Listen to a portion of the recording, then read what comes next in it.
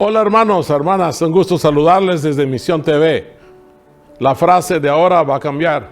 Una nueva frase que dice: poder divino más esfuerzo humano igual a éxito, a prosperidad, a que salgan bien las cosas. Poder divino más esfuerzo humano.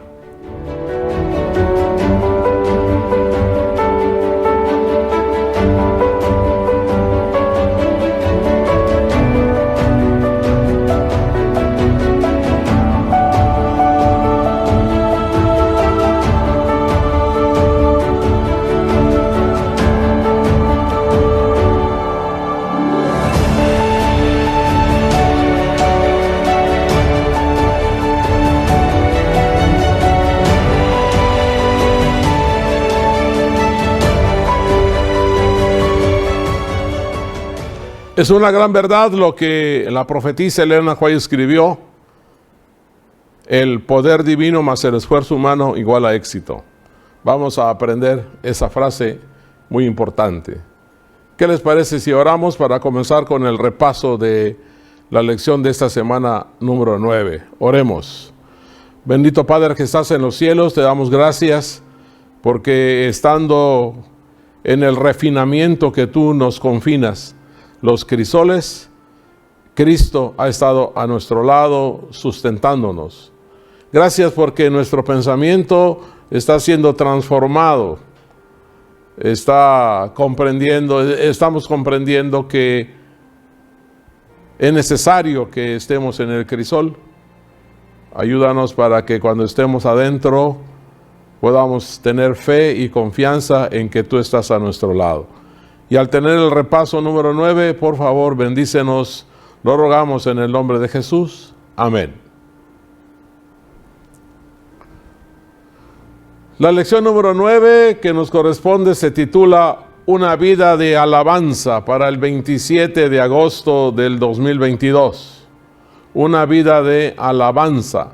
Para memorizar hay un texto muy conocido que el autor es Pablo, bajo inspiración escribió: regocijaos en el Señor siempre.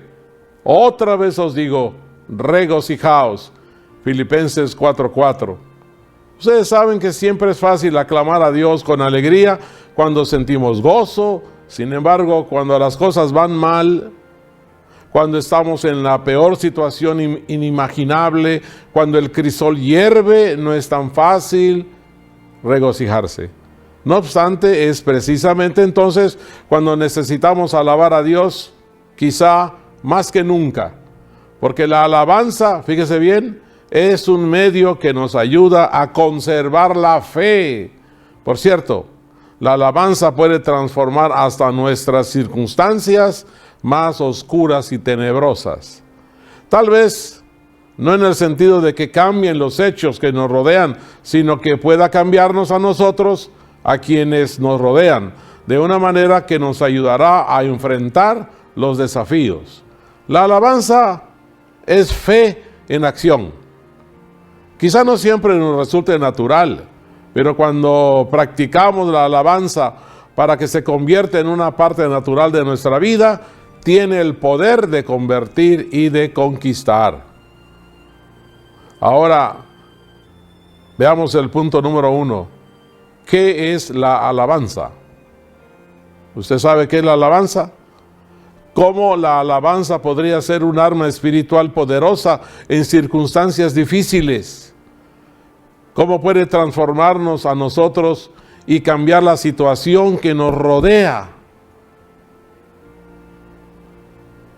Eso es lo que vamos a estudiar. Y comenzamos con la parte del domingo, un marco para la alabanza. En lecciones anteriores ya hemos visto que Pablo soportó una oposición y una persecución increíble. Estuvo mucho tiempo y de muchas formas dentro del crisol. Pero ahora, en esta semana, vamos a ver a Pablo sentado en una cárcel, en una prisión romana, y aún así no está deprimido. Escribe ansiosamente para animar a los creyentes de Filipos. Y dice en Filipenses 4:4-7, alégrense siempre en el Señor. Dice Pablo, insisto, alégrense, no se inquieten por nada, más bien, en toda ocasión, con oración y ruego, presenten sus peticiones a Dios y denle gracias. Y la paz de Dios, que sobrepasa todo entendimiento, cuidará sus corazones y sus pensamientos en Cristo Jesús. ¿Cómo es que Pablo pudo haber escrito esto, siendo que estaba en una prisión como un criminal? Bueno, en este pasaje podemos ver cuáles son las claves para obtener la paz de Dios. Primero dice Pablo, alégrense, no se inquieten, no oren y rueguen. Una cosa es alegrarse cuando todo va bien. Bueno, Pablo sí dice que oren y que rueguen. Pablo nos exhorta para alabar a Dios. Eso puede sonar extraño. Si tomamos literalmente lo que escribe Pablo, hay dos implicaciones fundamentales para nosotros. En primer lugar, si el mandato es regocijarnos siempre, esto significa que debemos hacerlo incluso cuando no haya motivos para regocijarnos. En segundo lugar, para regocijarnos siempre también tendremos que aprender a hacerlo en los momentos en que no nos apetezca, cuando momentos que no lo queramos hacer. Pablo nos exhorta a alabar a Dios, aunque muchas veces nos parezca poco natural y hasta irrazonable. Pero como veremos, precisamente porque hay ocasiones en las que parece irracional que nos regocijemos, es que nos exhorta a hacerlo. Y dejen que les cuente que cuando vamos a un funeral adventista, la gente se extraña que nosotros estamos cantando, alabando al Señor, himnos de esperanza, de fe, y la gente no entiende por qué estamos cantando cuando debemos estar llorando. Entre otras palabras, la alabanza es un acto de fe. Así como la fe no radica o no se halla en nuestras circunstancias, sino más bien en la verdad acerca de Dios. En lecciones pasadas nos dimos cuenta en la importancia del concepto que tenemos de Dios. La alabanza es algo que no hacemos porque nos sintamos bien. La alabanza es para Dios, porque Él es Dios, porque está vivo, porque es único, porque es eterno. Y curiosamente es la fe la que comienza a determinar nuestros pensamientos, sentimientos y circunstancias. ¿En qué medida esto cambia la forma de sentir y de considerar tus circunstancias, tu estancia dentro del crisol? Usted que está en el crisol, al saber que estando en el crisol debemos alabar a Dios, sin duda que este concepto va a cambiar tu manera de ser. El día lunes estudiamos la oración derriba muros. Hay una expresión en inglés que dice encerrarse pintando hasta un rincón. Imagínate que estás pintando el piso de un cuarto, pero luego te das cuenta de que terminaste en una esquina y no puedes salir, salvo que pises sobre la pintura fresca.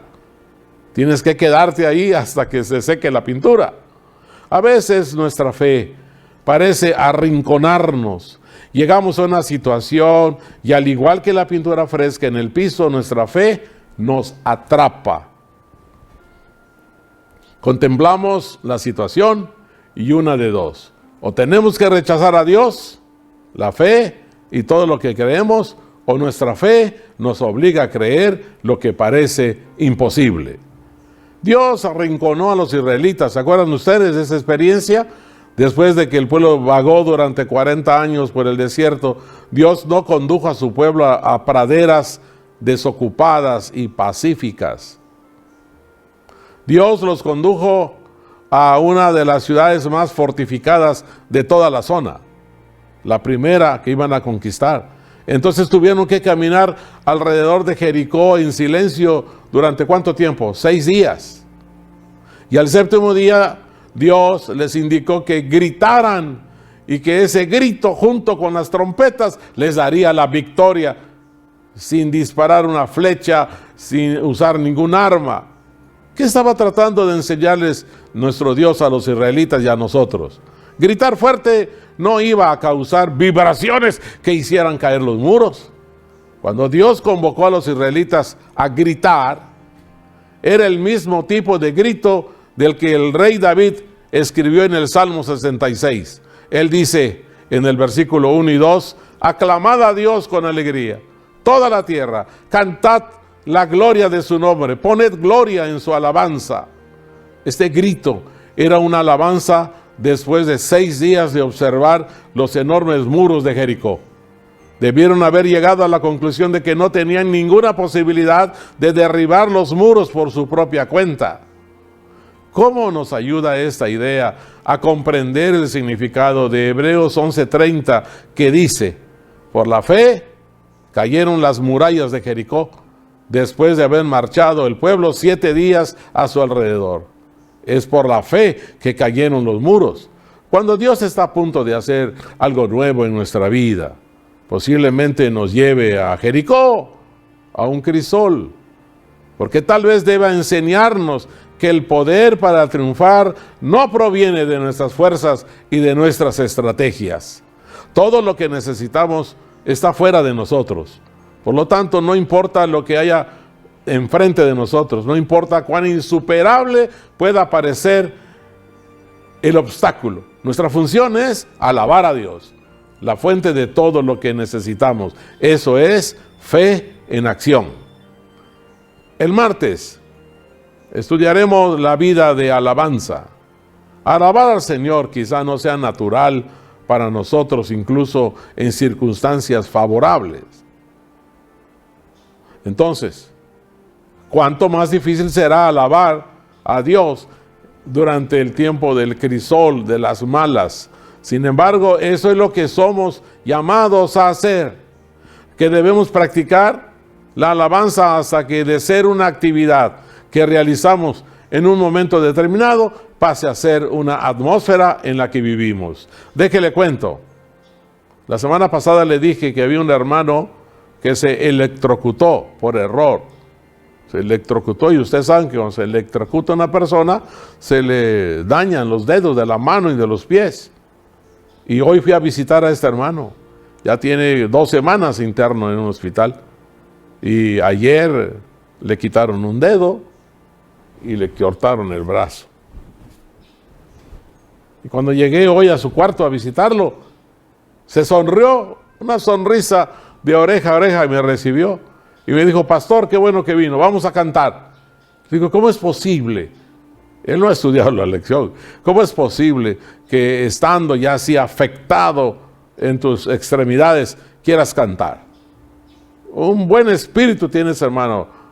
Si usted lo conociera, le daría gusto saber que aunque no tiene su brazo, no tiene su dedo y están en peligro los demás, él es capaz de alabar al Señor. Porque la alabanza no debería ser tanto un acto específico como un estilo de vida específico.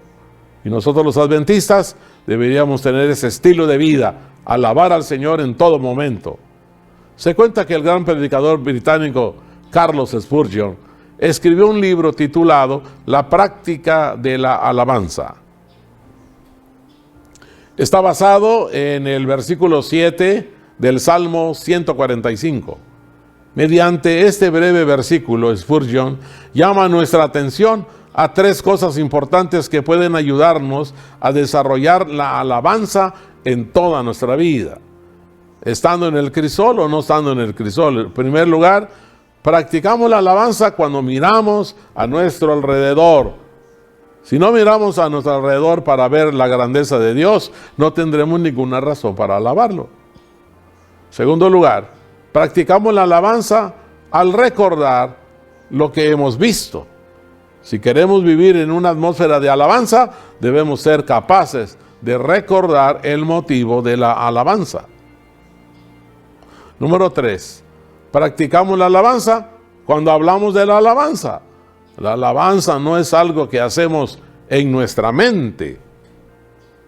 Su propósito es que salga de nuestra boca para que también la escuchen quienes nos rodean. ¿Qué puede hacer para cultivar el hábito de la alabanza en tu vida? ¿Qué puedes hacer? Pues practicarlo. Vamos a la parte del miércoles, un testimonio convincente.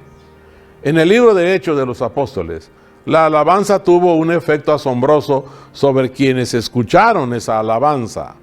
Usted sabe que en Hechos 16, del 16 al 34, se cuenta la historia del carcelero de Filipos, que después de quitarle la ropa a Pablo y a Silas, lo golpearon despiadadamente y los encarcelaron.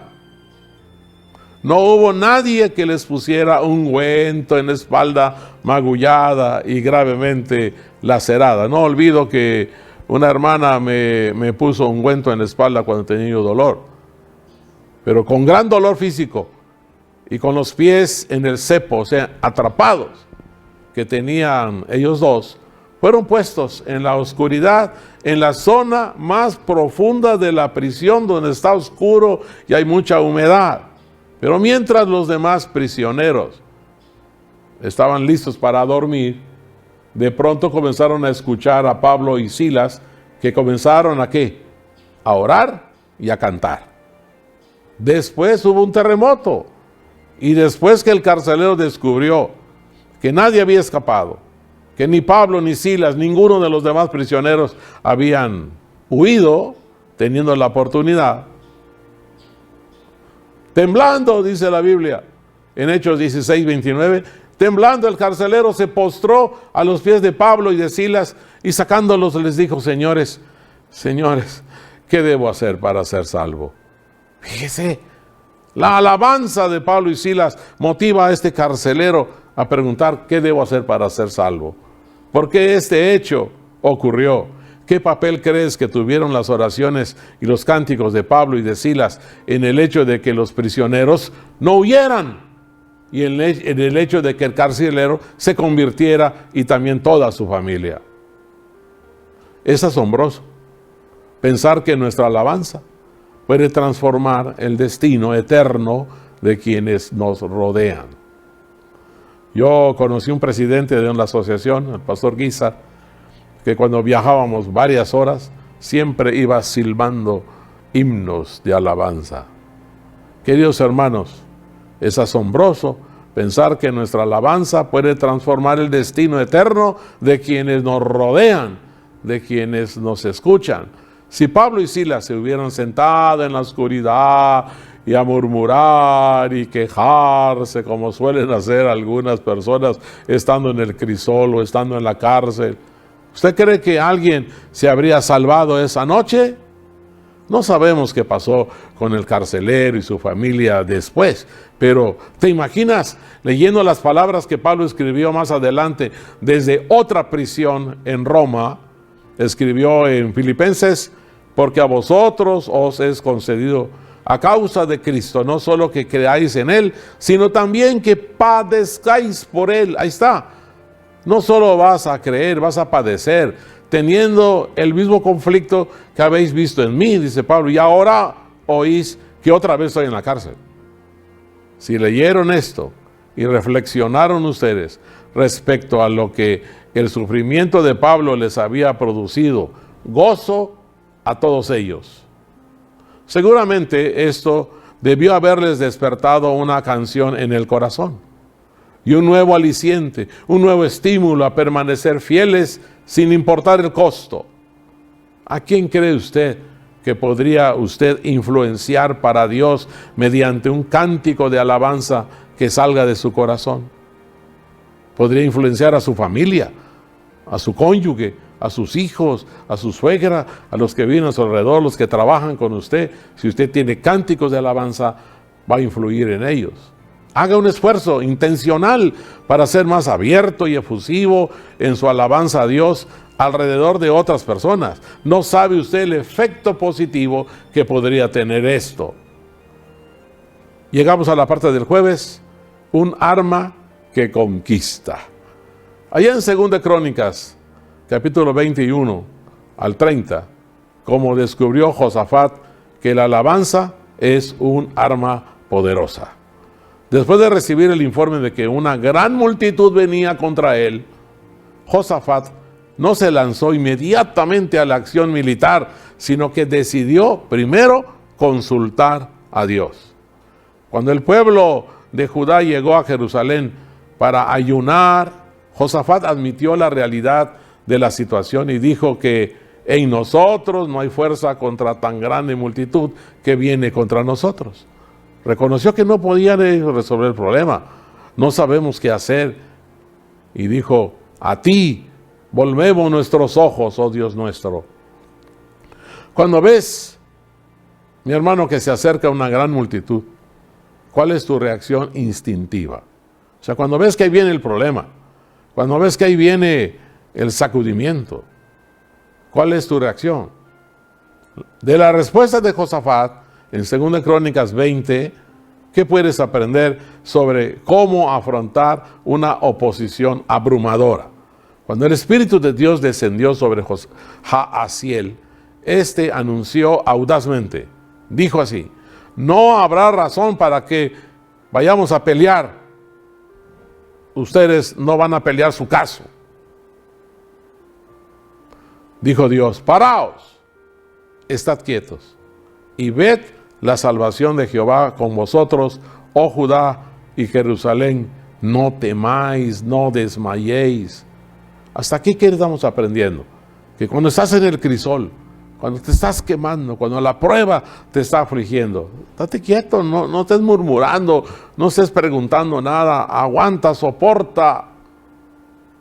El consejo para Josafat fue, salid mañana contra ellos porque Jehová estará con vosotros. Por eso la lección se titula, En el crisol con Cristo. Después de que Dios le dijo eso a Josafat, adoraron a Dios, cantaron alabanzas, dice la Biblia en 2 Crónicas 20, cantaron alabanzas con mucha fuerza. Aunque Dios iba a luchar con ellos, aún así tenían que salir para enfrentar al enemigo.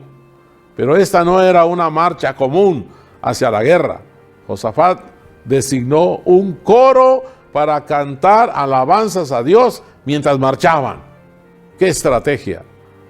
Cuando comenzaron a entonar cantos de alabanza, Jehová puso contra los hijos de Amón, de Moab y el monte de Seir las emboscadas de ellos mismos que venían contra Judá y se mataron los unos a los otros.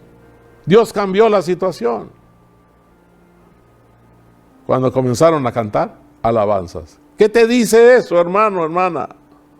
Según el autor, Dios intervino en el mismo momento en que ejercieron fe en su promesa, cuando ejercieron la fe en acción alabando. Al comenzar a alabar, dice la Biblia, el esplendor de su santidad. Vuelva usted a leer 2 Crónicas 20 y encontrará principios espirituales que pueden aplicarse a su experiencia con Dios, especialmente en tiempos de estar en el crisol, en tiempo de aflicción. En esta ocasión vamos a estudiar la parte del viernes para meditar. Cuando la hermana Juay dice, eduquemos pues a nuestro corazón. ¿Qué cosa? Eduquemos a nuestro corazón. La semana pasada estudiamos que disciplina es igual que educar. Y ahora dice, eduquemos o disciplinemos nuestro corazón y a nuestros labios para alabar a Dios por su amor incomparable. Eduquemos a nuestra alma a tener esperanza y a vivir en la luz que irradia la cruz del Calvario. Qué tremendo, hermanos. Nosotros nunca debemos olvidar que somos hijos del Rey Celestial, hijos e hijas del Señor de los ejércitos. Es nuestro privilegio confiar reposadamente en Dios. Y mientras que yo lo adoro y magnifico, ustedes magnifíquenlo conmigo. Alaben al Señor aun cuando caigan en la oscuridad. Alábenlo aún en la tentación. Regocijaos en el Señor, dice Pablo, siempre. Eso dice el apóstol. Ahora, hermanos, ¿traerá eso penumbras o sombras y tinieblas a las familias? No. Por cierto que no traerá sombras ni tinieblas alabar al Señor. Al contrario, traerá un rayo de sol Así reciban rayos de luz eterna del trono de gloria y los esparcirán a su alrededor a quienes les escuchan y les ven. Permítame exhortarlos o aconsejarlos a realizar esta obra. Esparzan esa luz y esta vida a su alrededor, no solo en tu propia senda o camino, sino en la senda de los que se relacionan con ustedes.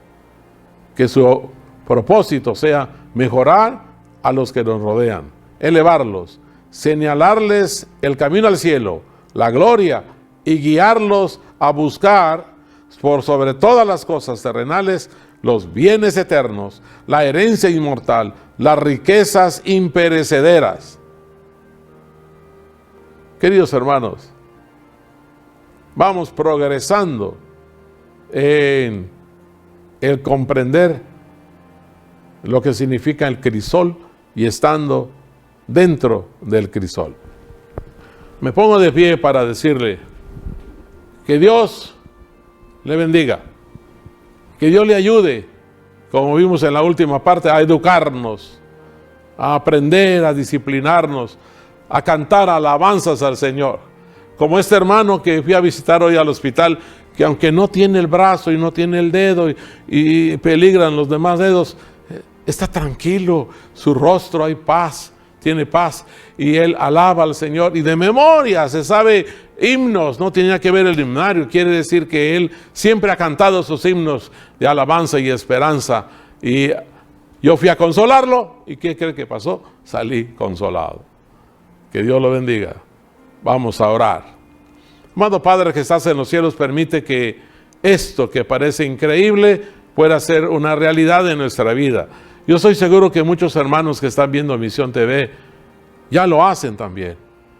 Señor, ayúdalos a que lo sigan haciendo, alabando tu nombre. Y los que no lo han hecho, ayúdalos para que aprendan a glorificarte con alabanzas, aunque estemos en el crisol. Te lo rogamos en nombre de Jesús. Amén. Que Dios lo bendiga. Y no se olvide de alabar a Dios aún delante de los demás para influir en ellos. Nos vemos en la próxima. Hasta luego.